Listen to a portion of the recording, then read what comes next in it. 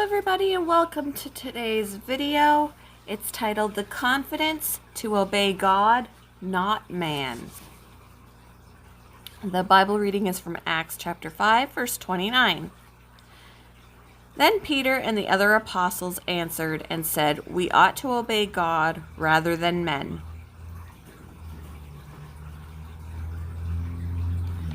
Phoebe Palmer's ministry was literally forged in the flames.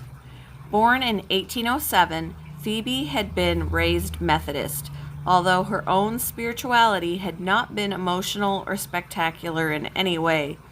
She grew up, married a doctor, and had 3 children.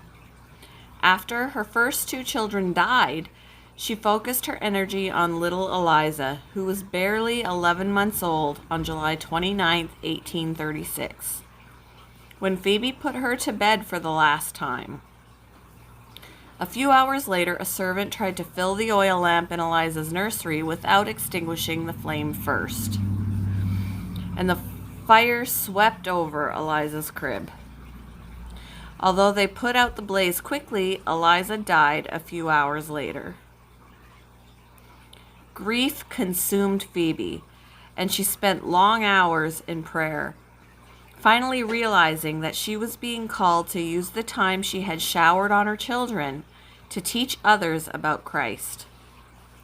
She attended meetings held by her sister that focused on a holiness theology, and by 1840 was leading them, developing her own revolutionary stance, which was a simpler form of Wesley's doctrine of perfection. Phoebe's altar theology was based on a threefold approach: consecration, faith, and testimony. Believers were called to dedicate themselves and their lives to the Lord, followed by a strongly professed belief in Jesus Christ. They were then called on to tell the world about their faith. Simple, but Phoebe's call to holiness carried her across the globe. She ignored critics of her theology, her looks, and her feminist views, and spoke at hundreds of camp meetings, sparking a revival movement that brought more than 100,000 believers to God.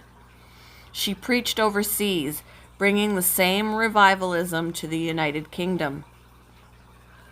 Returning to the States, Phoebe shifted her work toward the urban poor, putting her faith into direct action. She still spoke at meetings, but now she worked in the streets, doing what she could to improve the conditions in the slums. Her husband provided free medical care, and Phoebe opened a mission house in 5 Points, the worst slum in New York City. When she couldn't get out of the city, she wrote, finishing 18 books and editing a magazine, Guide to Holiness, for 11 years. Phoebe never cared much for the dictates of her social class, preferring God's approval to that of her fellow man. As a result, she forever changed holiness theology and the spirit of reform in the inner cities. When she died in 1874, condolences poured in from around the world, praising the work of one woman who was confident to follow the path God had prescribed for her, no matter what anyone else said. Thank you for joining me for today's video. I hope you've all had a very wonderful day, and I will see you in the next one. Bye!